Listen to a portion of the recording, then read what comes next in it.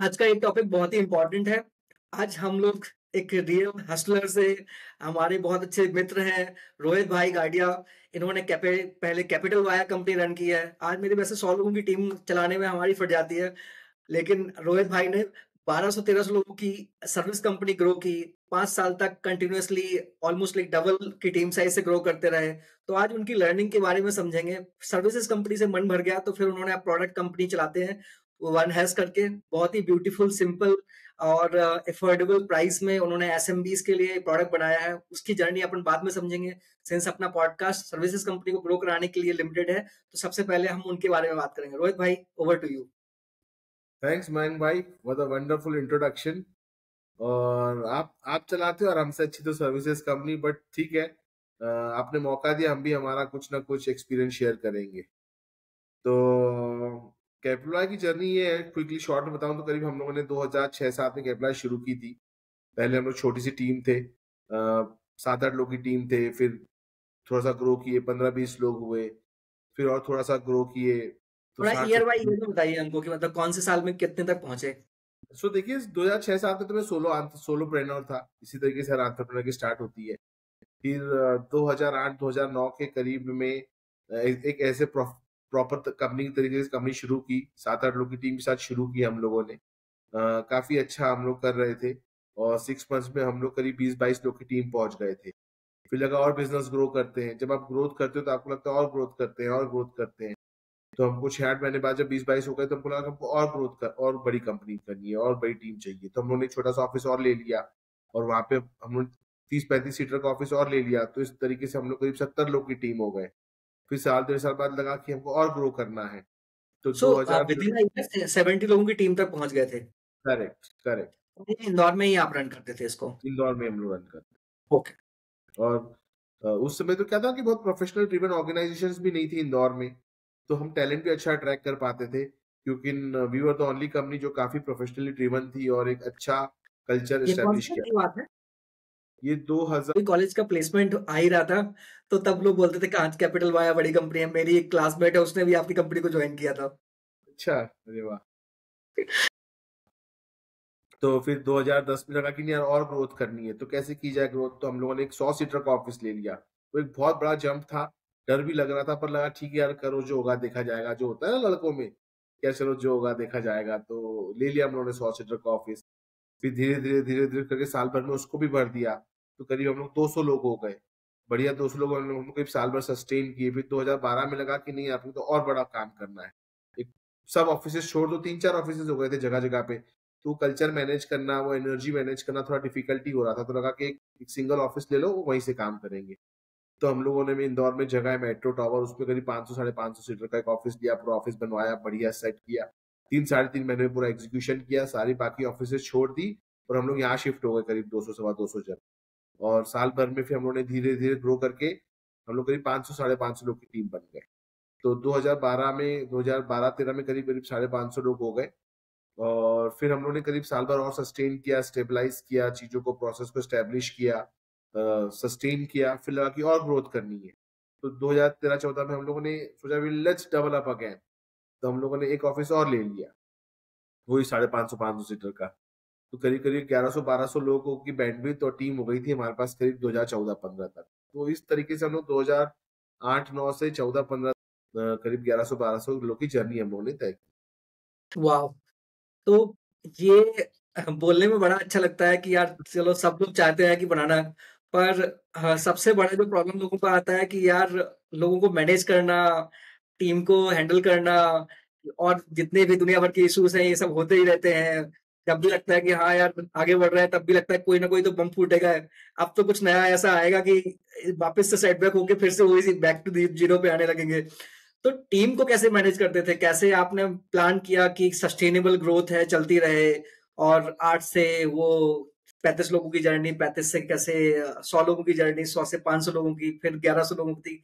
ये कैसे सिस्टम कैसे बनाया, कैसे प्रोसेस बनाई, कैसे ये माइंडसेट बनाया? कि मयंक भाई, आपने बहुत बढ़िया और एक यूनिक सवाल पूछा है कि टीम को कैसे मैनेज किया। तो प्रैक्टिकली देखा जाए तो जब हम लोग बहुत छोटी टीम थे, 8-10-12 लोग थे, और आप खुद भी एक बडिंग एंटरप्रेन्योर रहते हैं, आपके ज़्यादा दोस्त यार नहीं होते हैं, तो आपका रोज़ का उठना-बैठना टीम के साथ ही रहता है। आपकी जो भी मस्ती है, आप टीम के साथ ही करते हैं। तो क्योंकि मैं भी अपना most of the time team के साथ स्पेंड करता था। तो इनिशियल 2-3-4 महीने में मेरे को समझ में आया कि जो टीम मेंबर्स होते हैं ना या जो एम्प्लॉयी होता है, उसको पता नहीं होता है कि उसको करना क्या है। उसको डायरेक्शन चाहिए, वो क्यों आएगा आपके पास? वो एंटरप्रेन्योर खुद बनेगा ना, क्योंकि वो भी फ्रेशर होता है, नया-नया निकला होता है, उसको भी इतना ज्ञान, एक्सपीरियंस नहीं होता है, तो उसको भी एक डायरेक्शन चाहिए होता है। तो मुझको ये समझ में आया कि अ, उन कन्वर्सेशंस, उन आउटिंग से वो जो स्पेंड करते हैं कि एक जो एम्प्लॉयी होता है, उसको 3 चीज़ें चाहिए होती है बस। पहला, उसको क्रिस्टल क्लियर बताओ कि उसको करना क्या है। बहुत क्रिस्टल क्लियर और क्लैरिटी होनी चाहिए कि इसको एग्जैक्टली ये करना है। हम लोग क्या होता है कई बार लोगों को बताते नहीं है, एक जेडी पकड़ा दिया और काम हो गया, ऐसे नहीं होता है भाई। हमको बहुत देसी तरीके से स्पष्ट हिंदी भाषा में बताना पड़ता है, देख भाई तू ये है और तेरे को ये काम करना है। जेडी वेडी से कुछ नहीं होता है। और उसको बताना पड़ता है, लगे तो 1-2 दिन आप करके बताओ कि देख ऐसे करना है और ये काम करना है। पहला। दूसरा, उसको ये जानना है कि मैं कर कैसे रहा। आज आप एक बात समझिए, आज आप एक मैराथन में दौड़ रहे हैं और एक गोल है आपका कि भई आपको मैराथन कंप्लीट करनी है। पर आपको पता ही नहीं है कि आप कैसा दौड़े, कितने बजे खत्म किया आपने, कितनी देर में दौड़ के खत्म कर लेनी चाहिए थी। अब 10 किलोमीटर की कोई मैराथन 3 घंटे में खत्म कर रहा है, तो कोई फ़ायदा नहीं है ना। 10 किलोमीटर की मैराथन 1 सवा डेढ़ घंटे में खत्म हो जानी चाहिए, तो वो अच्छी मैराथन हुई। कोई बंदा 45 से 50 मिनट में किया तो उसने बहुत अच्छी मैराथन की। तो हर बंदे को ये जानना है कि मैं कर कैसा रहा हूँ। यदि उसको आप बताते रहोगे कि मैं तू कैसा कर रहा है, अच्छा, खराब, बुरा, तभी उसको पता पड़ेगा। यदि आप नहीं बोलेंगे ना उसको कि तू बुरा कर रहा है या ठीक-ठीक ही कर रहा है, तो बाय डिफ़ॉल्ट हमारा ह्यूमन नेचर है कि बंदा सोचेगा कि यार मैं तो आग लगा रहा हूँ, मैं तो गज़ब का कर रहा हूँ। हर बंदा बाय डिफ़ॉल्ट सोचता है कि मैं गज़ब का कर रहा हूँ। तो आप कोई यदि अच्छा नहीं कर रहा है तो उसको बताना पड़ेगा तू अच्छा नहीं कर रहा है। कोई अच्छा कर रहा है तो उसको आपको एक्सप्लिसिटली बोलना पड़ेगा कि तू अच्छा कर रहा है। तो ये मेज़रमेंट्स करना, रिव्यूज़ करना, रेगुलरली कम्युनिकेट करना, ये दूसरी चीज़ हर बंदे को चाहिए। तीसरा, हर बंदे को ये चाहिए, वो क्लियरली जानना चाहता है कि इस ऑर्गेनाइज़ेशन में मैं एक जो सेइंग है ना, people don't leave organisations, they leave managers. वैसी कोट है कि people don't work for money, they work to be successful. उसको सक्सेसफुल होना है, पैसा नहीं चाहिए उसको। पैसा तो चलो एक आएगा, ठीक है, वो एक है। पर हर बंदे को रेगुलरली सक्सेसफुल होना है। यदि कोई बंदा रेगुलरली फेल हो रहा है ना, तो आपकी कंपनी छोड़ जाएगा। मतलब शॉर्ट निश्चित रूप से मेरे से लिख के ले लीजिए, यदि कोई बंदा परफॉर्मर है और उसको दिख रहा है कि वो कंपनी में ग्रो कर रहा है, आप उसको तनख्वाह नहीं भी दोगे तो भी काम करेगा वो, या आधी तनख्वाह दोगे तो भी काम करेगा वो। बट कोई बंदे को आप डबल उसकी उसकी आप उसकी कैपेसिटी से सैलरी देते हो और वो बंदा रोज फेल हो रहा है, तो वो काम नहीं करेगा। So people work to be successful, people don't work for money. तो ये जब मैंने सीखा तो मुझको समझ में आया कि हम लोग क्रिस्टल क्लियर प्रोसेस बना लेते हैं। कोई ऐसा टेम्पलेट नहीं, कोई ऐसा बड़ा झांकी कंसल्टिंग, लाल पीले अक्षर नहीं, कुछ नहीं। हम लोग, तो आप किसी बंदे को पूछोगे आप क्या काम करते हो? मयंक भाई को पूछूँगा, मयंक भाई आप क्या काम करते हो? तो मयंक भाई काम करते होंगे 3, और वो बताएँगे 7, क्योंकि भाई उनका रिव्यू चल रहा है कि भाई मैं ये 7 काम करता हूँ। तो हम लोगों ने लोगों को बुलाया और उन्हीं को पूछा, भाई अब तुम इधर आओ, बैठो, क्या काम करते हो तुम बताओ? तो हर बंदे ने बताया मैं ये काम करता हूँ, सबने बढ़ा चढ़ा के लिखा मैं ये काम करता हूँ। तो वो उनका बन गया केआर, उनका बन गया जॉब डिस्क्रिप्शन, उन्होंने खुद नहीं बनाया, हमने कुछ नहीं किया। फिर हमने बोला कि भई हम इस जॉब डिस्क्रिप्शन को इस केआरए को हर महीने मेज़र करेंगे। हर महीने की 1 तारीख को मेज़र करेंगे। और उसमें हम लोगों ने क्या किया, थोड़ा-सा स्ट्रेटेजिकली हमने बोला कि बॉस मेज़रमेंट तो हर महीने होगा। बिकॉज़ ये मुझको समझ में आ गया था कि हर बंदे को ये जानना है कि वो करता कैसे है। मतलब वो how is he performing? Everybody wants to know that. जब सबके केआरए रिव्यूज़ खत्म हो जाएँगे, नहीं तो नहीं होगी प्रोसेस सही। और ये टॉप डाउन था। मेरे पे भी था, जो लोग मुझको रिपोर्ट करते थे उस पे भी था। To the bottom of pyramid था। तो सबको करना पड़ेगा बॉस। और कल्चर तो टॉप डाउन ही होगा। मैं चाहूँ कि 80% लोगों पे नियम लागू और 20 पे ना हो, तो वो तो नहीं होता बॉस। नियम तो एक ही होना पड़ेगा और ऊपर से लेके नीचे तक होना पड़ेगा। वही तो प्रोफेशनल ऑर्गेनाइजेशन होती है।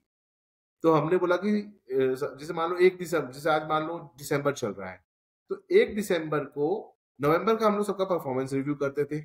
सबको उसको बताते थे, भाई तू कैसा कर रहा है प्रॉपर नंबर्स में। 100 में से देखो 40 नंबर मिले या 60 नंबर मिले, जो भी है। और हाथों हाथ दिसंबर मंथ का भी हमने गोल और रिव्यू केआरए सेट कर।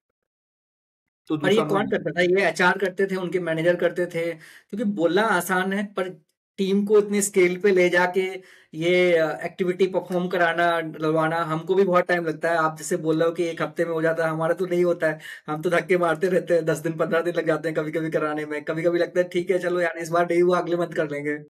देखिए बात आप सही बोल रहे हैं, पर इसमें हमारी दो चीज की अच्छाई ये थी, दो चीज हम लोगों ने जो की जिससे मेरे को लगता है हम लोग कर पाते थे। पहला ये टॉप डाउन होता था, तो सुबह पहले मैं 7:30 बजे आता था, अपनी टीम को भी बुलाता था 7:30-8 बजे की अब आओ।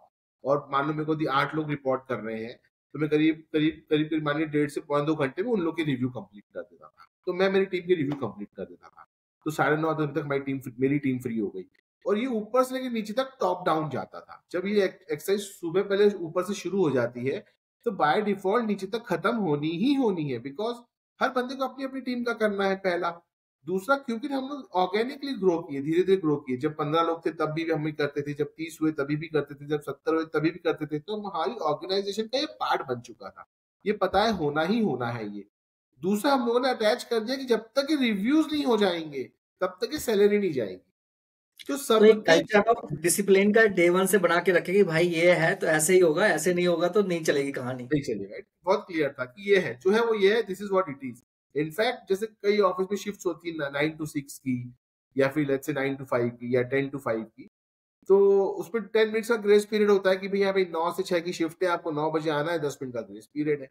हमारे इधर तो सिस्टम अलग था, हमारे इधर शिफ्ट टाइमिंग था 8:50 से 5:50, कि भाई 8:50 शिफ्ट टाइमिंग है, 10 मिनट का ग्रेस पीरियड है।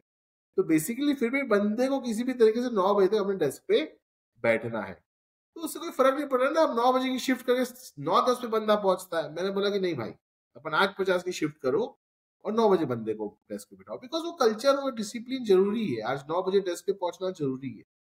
तो हमारे कल्चर में डिसिप्लिन एक इंपॉर्टेंट पार्ट रहा है हमेशा से। इनफैक्ट हमारे केआरए में 100 पॉइंट्स का यदि केआरए है, तो उसमें एक एक सेक्शन होता था 20 पॉइंट्स का डिसिप्लिन। ये बंदा कितना डिसिप्लिन है वो फिक्स था, वो ऑर्गेनाइजेशन में सबको था कि इसको 20 में से कितने नंबर मिले। कभी मैनेजमेंट से पंगे नहीं हुए? उन्होंने बोला कि भाई आप तो डिक्टेटर जैसा कल्चर चला रहे हो, थोड़ा फ्लेक्सिबिलिटी होना चाहिए। आज तो लोग बात करते हैं कि culture of flexibility, culture of freedom, ये वो सब चीजें। और आप एकदम अपोजिट कर रहे थे कि नहीं यार जो चीजें हैं वो स्टैंडर्ड होनी चाहिए, इनके अलावा सबके लिए है, मेरे लिए भी है, तुम्हारे लिए भी है, but that's how we have to follow. नहीं, बात तो सही बोल रहे हैं, कॉन्फ्लिक्ट्स होते थे, शुरू में होते थे, पर जब लोगों को पता पड़ा कि हाँ भाई ये तो ऐसा ही है, तो लोगों ने एक्सेप्ट कर लिया। इसमें एक सोचने और समझने वाली बात ये भी है कि देखिए उस बंदे को फंडामेंटली सक्सेसफुल होना है। ह्यूमन नेचर है ये, हर प्रोफेशनल का नेचर है, बंदे को क्या होना है? Successful. People want to be successful, ये फंडामेंटल है, ये क्लियर है फंडामेंटल पे। अब उस बंदे को पता नहीं वो सक्सेसफुल होगा कैसे। As an entrepreneur, as a leader, हमारी जवाबदारी है कि उसको हम सक्सेसफुल करें। हमारी उस रेसिपी में सबसे इंपॉर्टेंट इंग्रेडिएंट है, वो है डिसिप्लिन। तो यदि आप उसको सक्सेसफुल करना चाहते हो तो आपको उसको डिसिप्लिन बनाना पड़ेगा। यदि नहीं बनाएंगे तो सक्सेसफुल नहीं होगा, तो वो आपको छोड़ के चले जाएगा। ऐसे भी आप वो रिसोर्स को लूज करेंगे ही करेंगे। इससे तो अच्छा है कि आप सही चीज कीजिए, do what is right and then make him successful. तो सो हमारा फोकस हमेशा से ये रहा है कि do what is right, do what is the right thing to do and not what is pleasant thing to do. So मतलब culture of army आपने बिल्ड किया। बस ये ये सो बेसिकली लाते कैसे थे? मतलब ये कैसे सोचा कि एक दिन तो बैठ के सोच नहीं लिया होगा कि चलो एक दिन बैठ के ऐसी प्रोसेस बनाएंगे और ये करेंगे, ऐसे ऑर्गेनाइज करेंगे, ऐसे मैनेज करेंगे। तो क्या टीम से डिस्कस किया कि चलो हमारे ये सेट ऑफ रूल्स हैं, सेट ऑफ कल्चर हैं, ऐसे बनाने वाले हैं? इसके पहले कोई कंपनी आपने इस स्केल पे कोई कंपनी बिल्ड की थी क्या, देखी नहीं, थी इससे क्या? पहले नहीं की थी, ये मेरी पहली तो कंपनी जब थी जिस पे build तो जब पहली बिल्ड कर रहे थे तो कैसे अंदर से ये आवाज आई कि यार ये बनाएंगे, ऐसा होना चाहिए? क्या कोई मेंटर थे या कोई बुक्स पढ़ी, कैसे फिगर आउट किया कि ये होना चाहिए? बढ़िया। इसमें 2-3 चीजें रही। एक तो बाय गॉड्स ग्रेस मेरे को हमेशा बहुत अच्छे मेंटर्स मिले। मेरी लाइफ में 3-4 अच्छे मेंटर्स रहे हैं, आज भी है। और सही समय पे सही मेंटर मिले और मेरा फाउंडेशन बहुत अच्छा बिल्ड हुआ।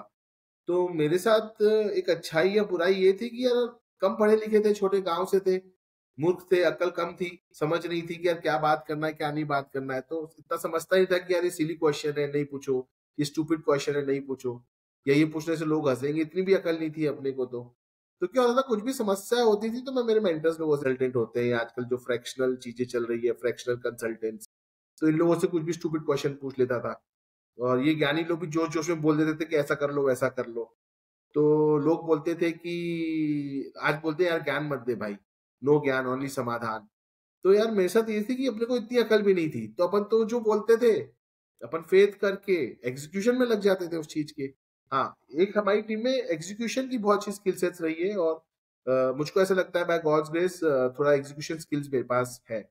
तो जो ज्ञान मिलता था उसको हम एग्जीक्यूट कर देते थे। तो 10 में से 7 ज्ञान अच्छे चल जाते थे, 3 नहीं भी चलते थे, जो कि बहुत नॉर्मल है, ऐसा ही होगा।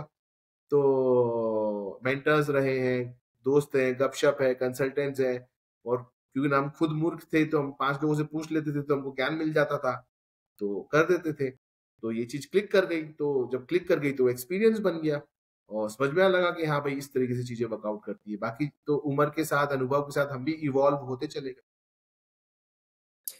तो ये बहुत ही इम्पोर्टेंट है कि भाई ओपन फॉर लर्न। तो अगर सो यूजुअली लोग लीडर को तो रहता है, हमेशा आग रहती है क्योंकि खुद की कंपनी है, आपको आपको तो आगे बढ़ाना है। पर लोगों में कैसे बात डाली, लीडर्स को कैसे लाए, लीडर्स को कैसे ट्रेन किया, बाहर से लोगों को पिक किया? क्योंकि आई थिंक इंदौर में ऐसे लोगों को ढूंढ पाना जिन्होंने 1100 लोगों की कंपनी बिल्ड करने का एक्सपीरियंस हो, उनको लीड करने का एक्सपीरियंस हो, तो वो ये आपने कैसे प्लान किया? क्योंकि पीयर ग्रुप में उतनी लर्निंग होती नहीं है। तो अगर आप चाहो कि कोई आके वो लीड करने लगे और वो अपने ट्रेनिंग में भी उतना टाइम स्पेंड नहीं करते, बहुत रेयर टू फाइंड है, तो ये कैसे प्लान किया? देखिए ये चीज़ सही बोल रहे हैं आप। देखिए एंटरप्रेन्योर एंटरप्रेन्योर बनता ही इसीलिए है क्योंकि उसमें एक अलग जुनून, एक अलग आग होती है ना? उसकी लाइफ में प्रायोरिटीज अलग होती है ना? ऐसा इसमें कुछ सही या गलत नहीं है, या ऐसा नहीं है कि एंटरप्रेन्योर सुपीरियर है। भारत में 140 करोड़ की आबादी है, हर इंडिविजुअल अलग है, हर एक की प्रायोरिटीज अलग है, हर एक की skill sets, upbringing, culture, mindset सब अलग है, हर व्यक्ति बहुत अलग है। तो अ, तो जो आपकी टीम होती है डेफिनेटली उसमें ये चीज नहीं होती है ना, उसको इतना लर्न नहीं करना है, उसको अपनी चिल लाइफ रहनी है, उसको थोड़ा टाइम फैमिली के साथ भी स्पेंड करना है, उसको बैलेंस लाइफ जीनी है ना? तो वो ये सब नहीं करता है। ऑफ कोर्स यदि उसको एक अनबैलेंस लाइफ जीनी होती, पागलों की तरह जून से 20-20 घंटे काम करना होता, तो खुद भी एंटरप्रेन्योर बन जाता ना।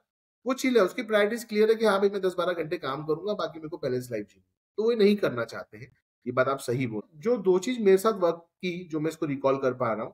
पहला कि मेरी एक्सपेक्टेशंस बहुत क्लियर थी। मेरे को पता था कि इनका इंटरेस्ट नहीं है इस चीज़ में, और नहीं होगा बिकॉज़ इनकी प्रायोरिटीज़ अलग है। तो मेरे को कभी दुःख नहीं होता था कि हाँ भाई, इन लोगों को लर्निंग नहीं करनी, या लर्निंग एटीट्यूड नहीं है, ट्रेनिंग नहीं करनी है, या ऑनलाइन जाके वीडियोज़ नहीं देखते, या बुक्स नहीं पढ़ते हैं। तो मेरे को ऐसा फ्रस्ट्रेशन नहीं होता था। मेरे को पता था कि हाँ, ये नहीं करेगा यार, क्योंकि इसको नहीं करना है, इसकी प्रायोरिटीज़ अलग है। तो उस कारण से मैं पेशेंस रखता था। दूसरा, हम लोग क्या करते थे सेकेंडली कि जैसे मान लो 8 घंटे की ट्रेनिंग है, तो 4 घंटे हम लोग ऑफिस वर्किंग आवर्स में करते थे, और 4 घंटे हम लोग उनके पर्सनल आवर्स में करते थे। तो आज जैसे भी हम लोग बोले कि सैटरडे को ट्रेनिंग है, सैटरडे को ऑफ है, सैटरडे को ट्रेनिंग कर दे, तो people might not want to do training, या वो डिस्करेज रहेंगे थोड़ा सा। वही मान लो हम लोग, यदि मान लो हम लोगों ने उस चीज को 2 पार्ट में स्प्लिट किया, हम लोग पर्सनल आवर्स इन्वेस्ट करेंगे। People are willing to do that, that's number 1। Number 2, हम लोग कोई भी ट्रेनिंग फ्री में नहीं कराते थे। जैसे ट्रेनिंग कॉस्ट 100 रुपी है, तो 75 रुपीज कंपनी पे करती थी और 25 रुपए एम्प्लॉय पे करता था। तो जब एम्प्लॉय अपनी जेब से पैसा भरता है ना, चाहे वो 20 रुपए हो, मैं तो 5 रुपए ही हो, 95 रुपए कंपनी पे करे या 5 रुपए एम्प्लॉय से लो, तो उसको थोड़ा सा वो सीरियसली लेता है, कंसर्न लेता है, और उसपे जब आप अपनी जेब से पैसा डालते हो तो और सिंसियर होते हैं उसके प्रति, और उसको हम उसको सर्टिफिकेशन देते थे। नंबर 3, हम लोग के ऑर्गेनाइजेशन में बहुत क्लियरली एक पाथ ऑफ लीडरशिप का ग्रोथ डिफाइंड है, जो मैं पहले बोल रहा था ना। पहले तो बंदा जानना चाहता है कि उसको करना क्या है। नंबर 2, वो कैसा कर रहा है। नंबर 3, वो ग्रो कैसे करेगा। तो जो हम लोगों ने एक पाथ ऑफ लीडरशिप बना रखी थी कि भाई तू आज एग्जीक्यूटिव है, कल सीनियर एग्जीक्यूटिव बनेगा, परसों मैनेजर बनेगा, तो देखो वहां जाने के लिए, देखो ए से बी पॉइंट जाने के लिए ये 5 पैरामीटर अचीव करने होंगे। उसमें सब आता था कि तेरी ऑपरेशनल एक्सेलेंस कितनी है, जो एक बैलेंस स्कोर कार्ड होता है। तेरे ऑपरेशनल एफिशिएंसी कितनी है, तूने बिजनेस कितना किया, या कस्टमर सेटिस्फेक्शन कितना लाया, या डिलीवरेबल्स तेरे कैसे थे। तीसरा कि भाई तूने ट्रेनिंग कैसे की, कितनी ट्रेनिंग ली तूने। तो हम लोगों ने क्या है ना, वो जो पैरामीटर्स होते थे उसमें डाल रखा था कि ए से बी पॉइंट पे जाना है तो आपको ये ट्रेनिंग कंप्लीट करनी होगी, बी से सी में जाना है तो आपको ये ट्रेनिंग कंप्लीट करनी होगी। ऑफ कोर्स ये सब प्रोसेसेस भी इवॉल्व हुए, और ये थोड़े से लार्जर एंटरप्राइज में काम करता है, जब आप छोटी टीम होते हो तब कई चीजें नहीं होती है, पर जैसे जैसे आप बड़े हो रहे थे और आपने देखा है चैलेंजेस आ रहे हैं, तो आपने उसको इनकॉर्पोरेट कर दिया, तो जब रिवॉर्ड मिलता था। जैसे आपने बताया कि रिवॉर्ड करते थे, पर कभी किसी ने नहीं किया, क्योंकि चाहते तो सभी हैं, पर बहुत सारे लोग नहीं करते, तो उसके लिए भी कुछ क्या आप पेनल्टी का भी कोई बिल्कुल पेनलाइज करते थे बेझिझक। सोचने की जरूरत ही नहीं कि भाई ये रूल है, ये नियम है, तूने नहीं किया तो तू एसीबी पे नहीं जाएगा। अरे भाई, जब वो खुद ही नहीं मेहनत करना चाह रहा है खुद के पीछे, तो मैं दया करके या मैं उसको एक्सेप्शन क्यों लूं? अरे भाई, इसको डे वन क्लियर है, तू आज आया, मैं तो बोला तो भी ए पे है, ए से बी पे जाना है तो कोई 4 चीज करनी है, 3 चीज तूने कर ली, चौथी चीज है ट्रेनिंग, वो करने में तेरे को आलस आ रहा है, तो तू आलसी तो भाई ए में ही बैठ। जब तू ही मेहनत करके बी में नहीं जाना चाह रहा है, तो यार मैं एक्सेप्शन कैसे दे सकता हूँ तेरे को भाई? वो नहीं दे सकता ना, उतना तो आपको एक डिसिप्लिन ऑर्गेनाइजेशन में सो कई लोगों से मैंने ऐसा सुना है कि अगर आपको ए ग्रेड परफॉर्मर्स बिल्ड करने हैं और they don't want to work with the B और सी ग्रेड परफॉर्मर्स, तो ऑब्वियसली कहीं ना कहीं कल्चर ऑफ डिसिप्लिन उसमें हेल्प करता है कि अगर आपको अच्छे लोग हैं तो वो उन्हीं लोगों के साथ में टाइम उठना बैठना पसंद करते हैं। वो बोलते हैं यार इससे बात करके तो मेरा इम्पैक्ट ही नहीं आ रहा, उनको लगता है ये मुझे भी स्लो कर रहा है। हर बंदे को चैलेंज चाहिए। देखिए, आपको डिसाइड करना पड़ेगा कि do you want to build a team and organization of high performance and excellence, और do you want to be into mediocrity. है ना? दुनिया में 95 या 98% लोग मीडियोक्रिटी या मीडियोक्रेसी से खुश है, उनको वहीं रहना है, सेटल चिल। बहुत ज्यादा लोड नहीं चाहिए यहाँ पे, बढ़िया आओ अपना काम करो और चले जाओ। पर आपको high performance high excellence organisation build करनी है, तो आपको डिसिप्लिन लाना पड़ेगा, परफॉर्मेंस मैट्रिक्स लाने पड़ेंगे, and you have to demand high excellence, high performance from self and others.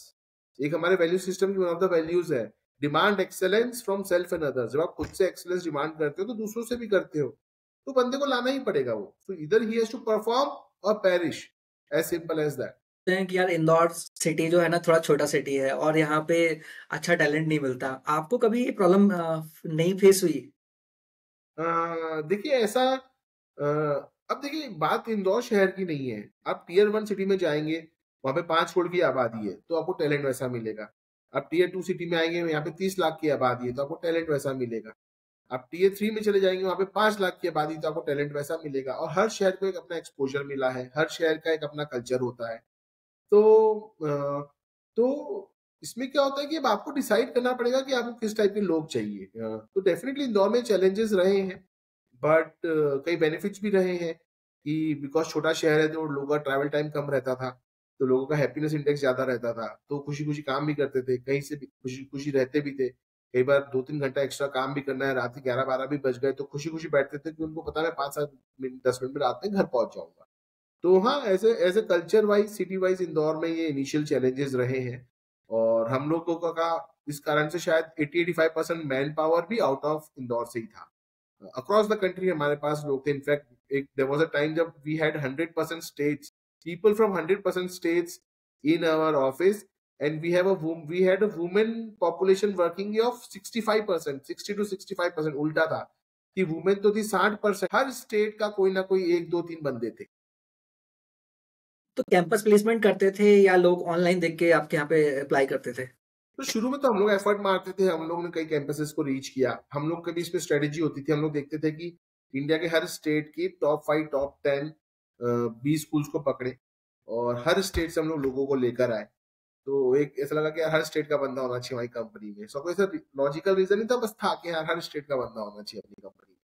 सो तो डाइवर्सिटी ऑफ कल्चर था ताकि अम, क्या कुछ ऐसा आपका फंडा है कि यार यहाँ के इस स्टेट के लोग ज्यादा अच्छा काम करते हैं, ज्यादा लॉयल होते हैं, ज्यादा हम्बल होते हैं?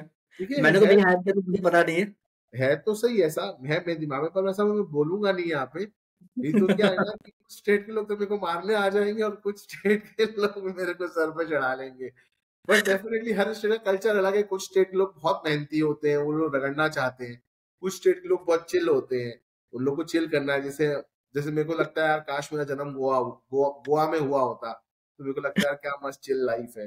तो यार हर स्टेट का एक अपना कल्चर तो होता एंटरप्रेन्योर के साथ में कुछ लर्निंग्स भी होती हैं जो कि बहुत ही अ, गलती कर करके समझ में आती हैं। तो आपकी क्या लर्निंग थी? कहाँ कहाँ पे ऐसा हुआ कि यार टाइम बर्बाद हुआ, पैसा बर्बाद हुआ, काश ये नहीं करते तो कुछ और बेटर करते? है कि मेरी जो सबसे बड़ी गलती रही है मयंक भाई, शुरू में तो मैं इस प्रिंसिपल का खूब फॉलो किया। मैं एक किसी ने को बचपन में घुसाया था दिमाग में कि दोस्ती में कभी धंधा नहीं और धंधे में कभी दोस्ती नहीं।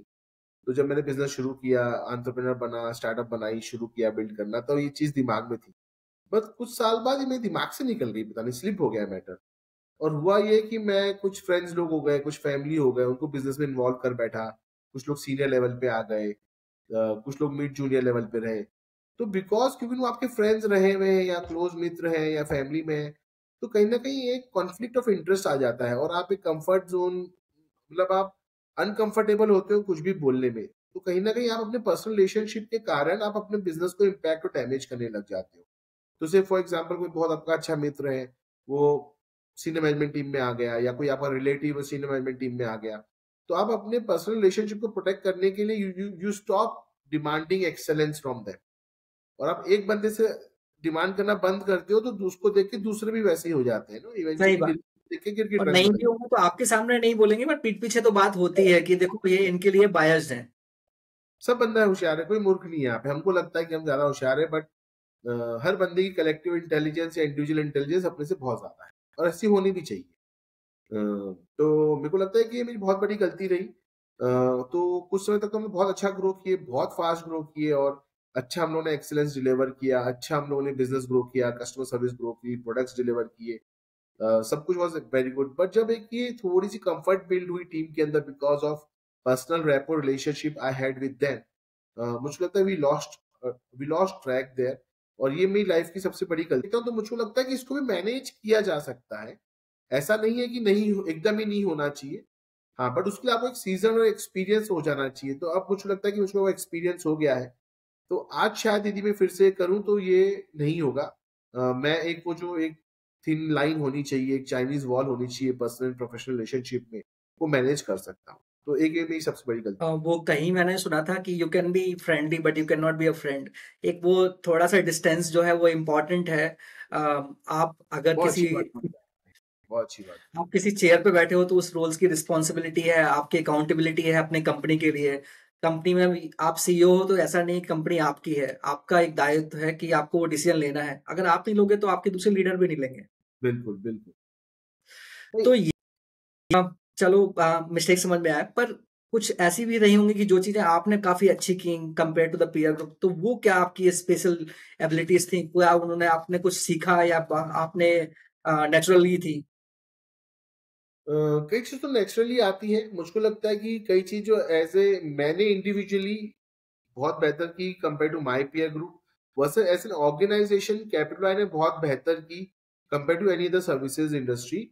हम लोग दो being into hardcore services people intensive organisation, tech driven थे बहुत ज्यादा।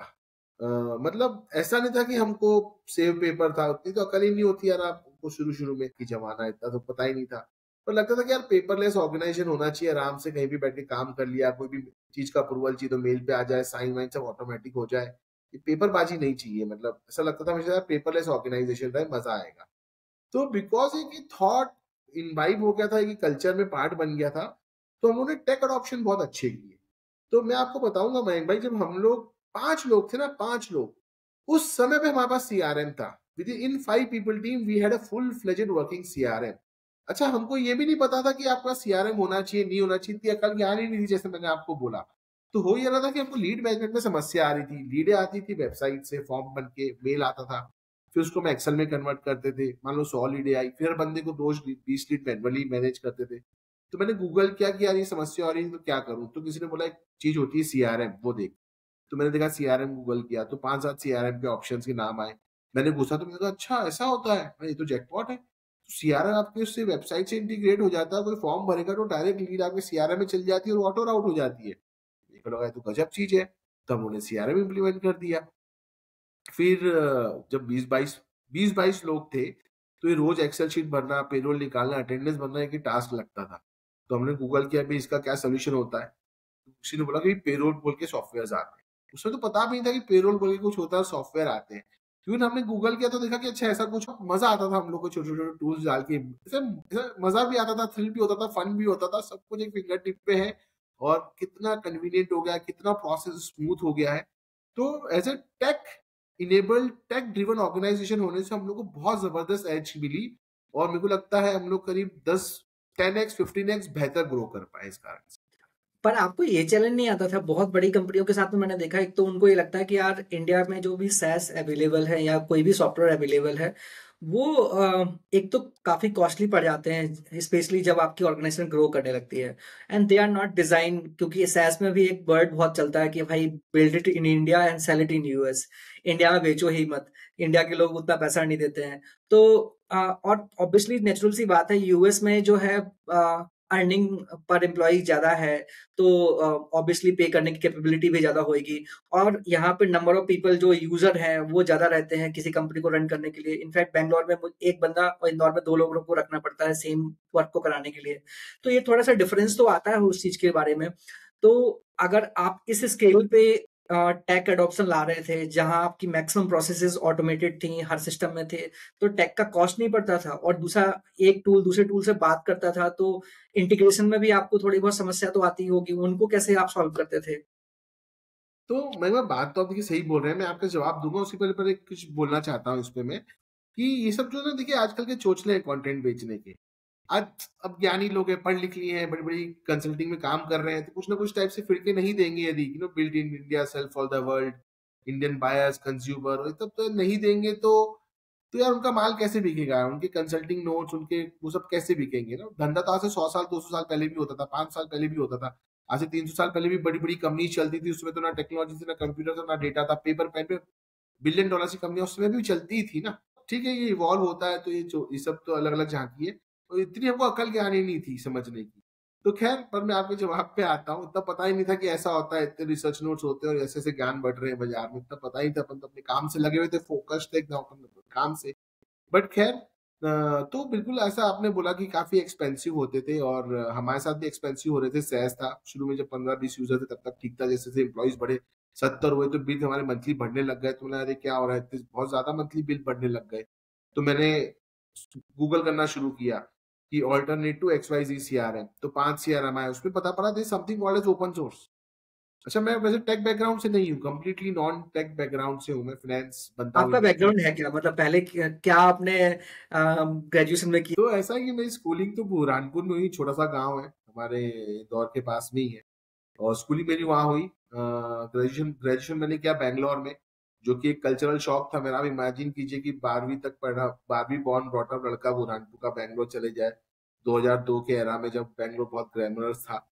आज तो खैर है ही, बट उस समय भी था, तो कल्चरल शॉक था। वहां मैंने ग्रेजुएशन किया, और फिर मैंने मेरा MBA किया। ग्रेजुएशन में क्या किया आपने? बीकॉम ग्रेजुएट हूँ मैं, और उसमें मेरा स्पेशलाइजेशन था company law and secretarial practice, CLSP बोलते थे हम लोग, बैंगलोर यूनिवर्सिटी।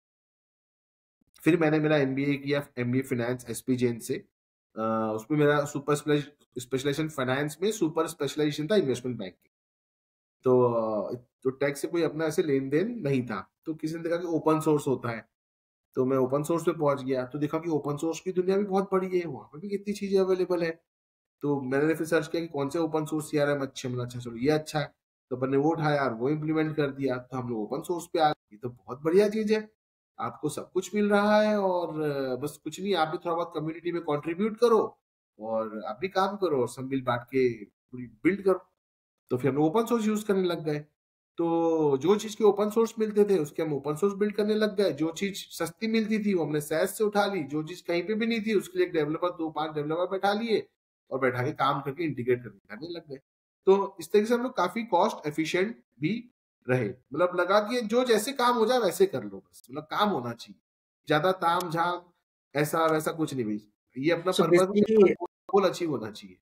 जो नई आपकी प्रोडक्ट कंपनी है वनएस, इसकी फाउंडेशन कैपिटल वाया की नहीं, प्रॉब्लम से, आप रूट कॉज से स्टार्ट हुई। एकदम सही बोल रहे हैं आप। नाइस। आज आप एकदम मेरा सीक्रेट सॉस पकड़ लिए, इसका फाउंडेशन यही से हुआ कि रियलाइज हुआ कि जो SMBs है, या लेट्स से मीडियम एंटरप्राइजेस है 2-2,500 लोगों तक की, उनकी कॉस्ट बहुत हाई हो जाती है, और उनको रन करने के लिए छोटे छोटे बहुत टूल्स चाहिए, जो हम लोगों ने भी बना लिए थे अननोइंगली। तो हमारे पास 30-35 टूल्स बन गए थे।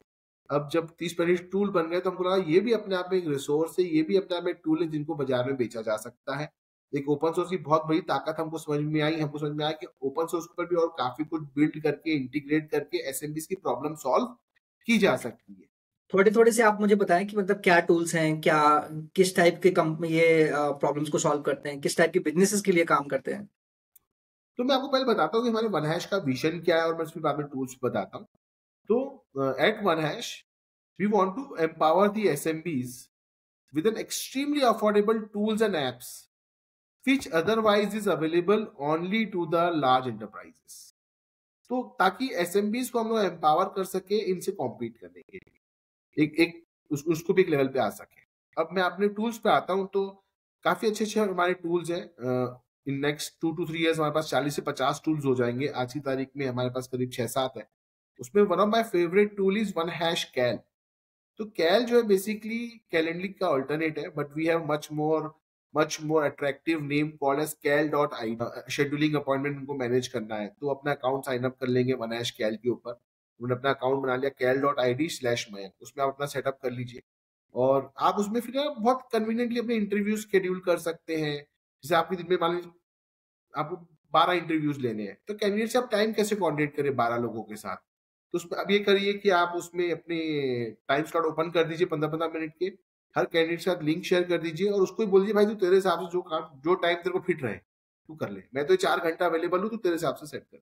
और आपके जो 4-5 टूल हैं वो क्या-क्या हैं, क्या करते हैं? देखिए हमारा OneHash chat, that is more like ticketing management system, चाहे इंटरनल टिकट्स हो, एक्सटर्नल टिकट्स हो, कस्टमर्स की हो, एम्प्लॉइज की हो। So that's an alternate to Zendesk और लेट्स से इंटरकॉम। तीसरा हमारा टूल है OneHash connect, again built on the top of open source. So वो हमारा अल्टरनेट है Slack का, सो जो the entire collaboration and communication management platform.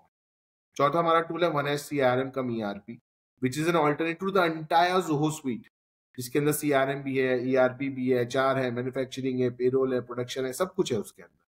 तो ये हमारे पास अभी 4-5 टूल्स है और हर मंथ हमें जिसमें नया कि आप जोहो डील कर रहे हो इंदौर से। हाँ आप जोहो जैसा और प्रोडक्ट सूट तो बिल्ड करना चाहते हो मैं एमपी ये से। तो बोलूंगा इंदौर से कर रहे हैं, ये स्टार्ट डेफिनेटली इंदौर में हुआ, बट अभी तो पूरी टीम बैंगलोर में है। OneHash is completely getting built in Bangalore. I पूरी नाइस। टीम मोस्टली बैंगलोर बैठती है बिकॉज टेक टैलेंट आपको वहीं मिलता है। मुझको यदि प्रॉब्ली फूड टेस्टर्स हायर करने हो, कोई बिजनेस कभी मैं फूड टेस्टिंग का करूंगा और फूड टेस्टर्स हायर करने हो, तो शायद मैं इंदौर का टैलेंट उठाऊंगा। तो टेक टैलेंट के लिए बैंगलोर है।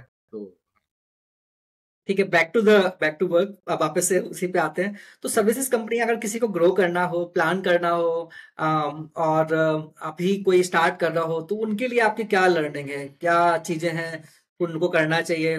तो वक्त बदल गया है पर आपकी जो लर्निंग है, आई एम श्योर वो इतनी बड़ी ऑर्गेनाइजेशन मैंने तो बिल्ड नहीं की है, तो क्या क्या लर्निंग है? हर स्टेज पे चेंज भी होती है। लोग बोलते हैं कि what brings you here will not bring you there. तो वो भी आई एम श्योर हर एक स्टेज पे आपके पास आया ही होगा।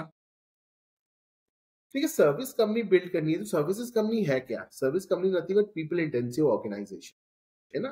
तो आपको पीपल को मैनेज करते आना चाहिए। वो वही आपका मैन पावर है, वही आपका रिसोर्स है, वही आपका सोर्स है, सब कुछ है। तो हमारे सर्विसेज कंपनी में बोलते हैं सबसे इंपॉर्टेंट होता है HR। HR का हम लोगों ने फुल फॉर्म बनाया है ह्यूमन रिसोर्स, है ना। उसको हिंदी में बोलते हैं हम लोग मानव संसाधन। तो मुझको लगता है कि एक अच्छी सर्विसेज कंपनी बिल्ड करनी है ना, तो यदि आप आपके दिमाग में एक कल्चर डेवलप कर ले और एक थॉट से बाहर आ जाए, जो कि बहुत अनफॉर्चुनेट रहा है कि human resource. So human is not a resource, human is the source, है ना। मानव संसाधन नहीं है, मानव तो साधन है। तो जिस दिन आपके दिमाग में आपने ये फिट कर लिया कि ह्यूमन इज द सोर्स, तो आप ह्यूमन को एक रिसोर्स की तरह देखना बंद कर देते हैं और आपके अंदर जो एम्पैथी होती है, एक जो नेचुरल ह्यूमन इमोशंस, ब्रेन्स, इनका कनेक्ट, इनके थॉट प्रोसेस, इनके involvement, the way you look at things, आपका पर्सपेक्टिव चेंज हो जाता है और आप उसी तरीके से हर चीज सोचते हो, उसी तरीके से उनको मैनेज भी करने लग जाते हो, उसी तरीके से आप पॉलिसीज कंडक्ट करते हो, उसी तरीके से आप पूरी ऑर्गेनाइजेशन को इवॉल्व करते हो। बट ये आपके कोर डीएनए में आना पड़ेगा, इतना इजी नहीं है जो मैं बोल रहा हूँ अभी, है ना। सो जिस दिन आपने ये सेट कर लिया human is not a resource but a source, और वो पर्सपेक्टिव से सोचने लग गए ना, तो मेरे को लगता है सर्विसेज कंपनी को बिल्ड करना बहुत ईजी हो जाता है। पीपल को मैनेज करना, उनके पर्सपेक्टिव समझना बहुत ईजी हो जाता है। And when your people are happy and you are able to give them what they want, they ensure to return you back what that organization wants. बहुत बड़ी बात बोली कि इफ यू आर तो स्केल पे हैप्पीनेस ले जाने के लिए ऑब्वियसली जब छोटी कंपनी रहती है आप उनके साथ टाइम स्पेंड करते हैं। जब जैसे जैसे कंपनी ग्रो होती जाती है वैसे वैसे आपका टाइम कम होता जाता है। आपको लगता है कि यार केवल टॉप लेवल की लीडरशिप के पास ही आप समय दे रहे हैं। तो कंप्लेन नहीं आती थी लोगों को? लोग ये नहीं बोलते थे कि यार आप तो बदल गए हो, आप मुझे वक़्त नहीं दे रहे हो? ये मेरे साथ कभी ऐसा हुआ नहीं मयंक भाई। खैर मैंने वक़्त भी दिया। आज भी मैं आज हमारे ऑफ़िस में जो ऑफ़िस बॉयज़ 15 साल पहले थे, आज भी हैं वो लोग। इनफैक्ट वो तो मेरे इंटेलिजेंस के सोर्स है। आज तक मेरे को बेस्ट इंटेलिजेंस मेरा एमआईएस जो मेरे को देता है, तो मेरे ऑर्गेनाइजेशन के ऑफ़िस बॉयज़ या जो पुराने कुछ एग्जीक्यूटिव्स रहे हुए हैं, वो लोग देते हैं। तो खैर वो एक अपने आप में दूसरा सब्जेक्ट है। बट मैं मैंने टच बेस कहीं करता पढ़ा हूँ, था कि आपने मिल लिए, या आप फ्लोर पे गए, 2 मिनट बस खड़े हो गए, बात कर लिया, हाँ भाई क्या चल रहा है तेरा, क्या चल रहा है फैमिली में, जेन्युइनली इंटरेस्टेड होना चाहिए भाई क्या चल रहा है। आप रोज इस तरीके से रोज के 5-7 लोगों से भी मिल लिए, आपका 20-25 मिनट ही गया ना। इस तरीके से आपने महीने भर में 100-150 लोगों से मिल लिया जिनसे आप जानते हो या पहले जानते थे। तो मेरे को लगता है मैनेज किया जा सकता है, आपको थोड़ा सा एक एफर्ट मारना पड़ता है, दैट्स नंबर 1।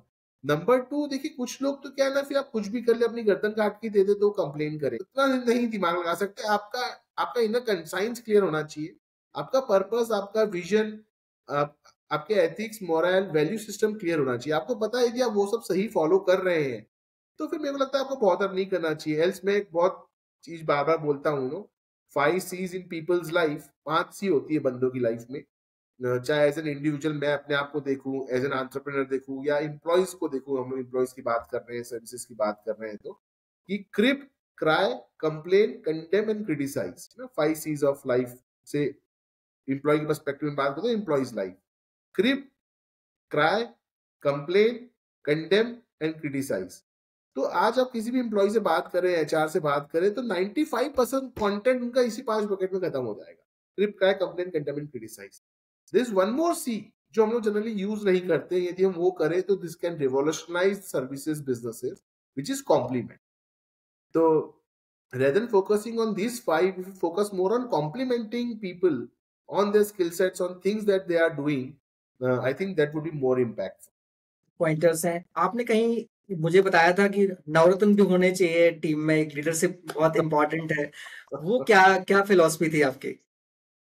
देखिए जैसे जैसे आप ग्रो करते हैं तो सारा काम आप ही करते हैं ना। आप कंपनी के अंदर दैया टू डायरेक्टर रहते हैं, C to C, clerk to CEO भी रहते हैं, P to P, peon to president भी रहते हैं, सब आप ही को करना है। तो जैसे जैसे आप ग्रो करते हैं तो आपको लगता है कि यार ये काम के मेरे पास टाइम नहीं मिल पा रहा है, मैं इसको नहीं कर सकता हूँ, तो आप क्या करते हैं, आप ढूंढिए किसी को, कोई होशियार बंदा ढूंढिए जो आपसे ज्यादा होशियार हो, जो वो काम आपसे ज्यादा बेहतर कर सकता है। अब उसको उठा के लाओ, उसको बैठाओ, उसको भाई आज से काम तू देख और मेरे से अच्छा करना। मैं मैं मैं, मैं इसको इसलिए लाया हूँ क्योंकि तू ये काम मेरे से ज्यादा अच्छा करता है, मेरे से ज्यादा अनुभव भी है। तो आपने उसको दे दिया वर्क एक्स। आपको लगता है कि हाँ भाई अपने को ऑपरेशंस के लिए टाइम नहीं मिल पा रहा है, तो आप कोई बढ़िया बंदा ढूंढो जो आपसे बेहतर ऑपरेशंस करता है, आपसे ज्यादा होशियार, समझदार और एक्सपर्ट है उसमें। उसको आओ बैठाओ, आपने उसको दे दिया, बैठा दिया उसको, आपने दे दिया वर्क ओ ऑपरेशंस। तो इस तरीके से आपको धीरे धीरे धीरे जैसे जैसे आपकी बैंडविड्थ ज्यादा कंज्यूम होती है, आपको दूसरे अच्छे कामों के लिए आपसे बेहतर व्यक्ति लाने होते हैं, उनको लाओ और बैठाओ। तो जिनको हम लोग आज की तारीख में बोलते हैं एसएमटी, सीनियर मैनेजमेंट टीम, जो आपके सारे फंक्शन संभालते हैं, या कई लोग कोर कमेटी बोलते हैं, कई मैनेजमेंट कमेटी बोलते हैं, तरह तरह के नाम है। और ये आज से नहीं रहा है मयंक भाई, ये हमेशा से रहा है ना। इसको बोला जाता है कि भाई नवरत्न थे अकबर के जमाने में ना, वो अकबर जी जो अपना साम्राज्य चलाते थे इतना बड़ा, तो उनके नवरत्न थे। तो जो 9 विशेष लोग थे उनके नवरत्न थे, बेसिकली अकबर जी की सीनियर मैनेजमेंट टीम थी, मैनेजमेंट कमेटी थी। तो ऐसे आपके पास भी नवरत्न होने चाहिए, जो आपके जो डिफरेंट डिफरेंट डिफरेंट फंक्शंस हैं, 8-9 फंक्शंस होते हैं, कोई भी ऑर्गेनाइजेशन में इससे ज्यादा फंक्शंस नहीं होते ब्रॉडर लेवल पे। तो आपको अपनी नवरत्नों की टीम बनानी है जो सब चला सके। तो उसकी उसकी तरह उसकी उसके बाद फिर आप अकबर की तरह अपना साम्राज्य चलाइए। सो मयंक भाई आप म्यूट हो गए हैं, आप म्यूट हो गए हैं। सुन के बड़ा मजा आया, काफी अच्छा कॉन्वर्सेशन था। किसी को अगर आपकी हेल्प लेनी हो, उनके बिजनेस में कभी कोई प्रॉब्लम आ रही हो, तो वो कैसे आपको रीच आउट कर सकते हैं?